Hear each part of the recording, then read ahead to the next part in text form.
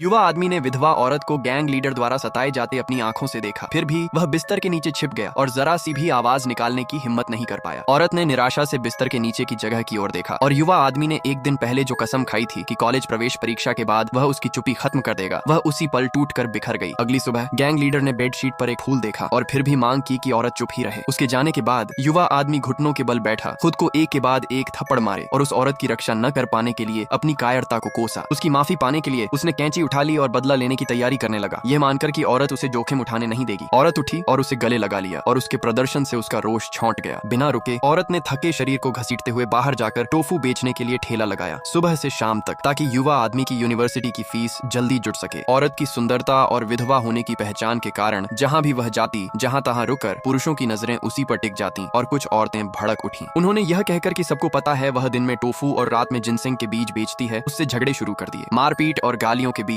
कमजोर औरत बिना किसी मदद के विरोध नहीं कर सकी और बस देखती रह गई जब उन्होंने उसका टोफू ठेला जमीन पर गिरा दिया। युवा आदमी, जिसे वह सहारा मानती थी, घर पर ही रहा, खाना खाता रहा और तमाशा बेहद बेपरवाही से देखता रहा। सबसे खतरनाक पल में शक्तिशाली आदमी अपने गुर्गों के साथ भीड़ के बीच पहुंचा और सुबह भर की जांच के बाद उसने कठोर आवाज में पूरी स्थिति समझ ली थी। वह शादी का प्रस्ताव देने के साथ गांव वालों के सामने औरत की बेगुनाही साबित करने आया था। उसने बताया कि औरत 17 साल की उम्र में शादी करके आई थी, पति लकवाग्रस्त हो गया था और उसने पति की मौत तक निष्ठा से सेवा की। फिर उसने अकेले ही सास ससुर की देखभाल की, उनका अंतिम संस्कार किया और अब भी रोज ठेले पर काम करके युवा आदमी की पढ़ाई का खर्च जुटाती है। उसने भीड़ को सही गलत उलटने वाला कहा और ठेला तोड़ने वालों को शहर से निकालने की कसम खाई। डर के मारे स्थानीय बदमाश घुटनों के बल गिर पड़े और औरत से दया की भीख मांगने लगे और उसकी करुणा फिर जाग उठी। इसलिए शक्तिशाली आदमी ने उसकी आंखों पर हाथ रखकर खुद खलनायक बनना चुना। उसने उसे पीछे से थामा और जब उसने गुस्से में हाथ उठाया तो वह न बचा न हटा, बल्कि दूसरा गाल भी आगे कर दिया, जब तक कि उसने उसे अपनी बाहों में खींच न लिया और उसका दिल धड़कता न रह गया। फिर भी उसके विचार युवा आदमी पर टिके रहे और उसने शक्तिशाली आदमी की चालों को कम आंका जब एक पदावनत अधीनस्थ ने सोने और जेवरात के कई संदूक खोल दिए और सड़क किनारे खड़े तमाशबीनों में बांट दिए। तोहफे लेते ही गांव वालों का रुख बदल गया, पर औरत ने हाथ छोड़ दिया और खुद को अयोग्य कहा। शक्तिशाली आदमी ने समझ लिया कि उसका दिल युवा आदमी में है और उसने उसे मेज के नीचे छिपा कायर कहकर अपमानित किया। फिर शक्तिशाली आदमी ने एक हैंडगन निकाली और एक ही गोली से युवा आदमी के कमरे की खिड़की एक पल में चकनाचूर कर दी, जिससे युवा आदमी इतना डर गया कि उसकी पैंट गीली हो गई। जाने से पहले उसने औरत से चेतावनी पहुंचाने को कहा कि 3 दिनों के भीतर युवा आदमी को जो लौटाना है वह लौटा दे, वरना उसका अंजाम टूटे कांच जैसा होगा। औरत अंदर लौटी और कांपते युवा आदमी को देखकर उसे तुरंत वहां से ले चलने की विनती करने लगी। युवा आदमी जानता था कि बच निकलना संभव नहीं, क्योंकि उसने शक्तिशाली आदमी का पुश्तैनी जेड पेंडेंट चुरा लिया था। फिर भी उसने झूठ बोला कि उसने किसी और के लिए गारंटी ली थी और 10,000 युआन देने हैं और उसने औरत से पैसा जुटाने की विनती की। उसने कहा कि वह कॉलेज प्रवेश परीक्षा छोड़कर काम करेगा, पर औरत ने मना कर दिया, क्योंकि उन्होंने तय किया था कि उसके यूनिवर्सिटी में जाने के बाद वे दूर भागेंगे और वह समझौता सोचने पर मजबूर हुआ।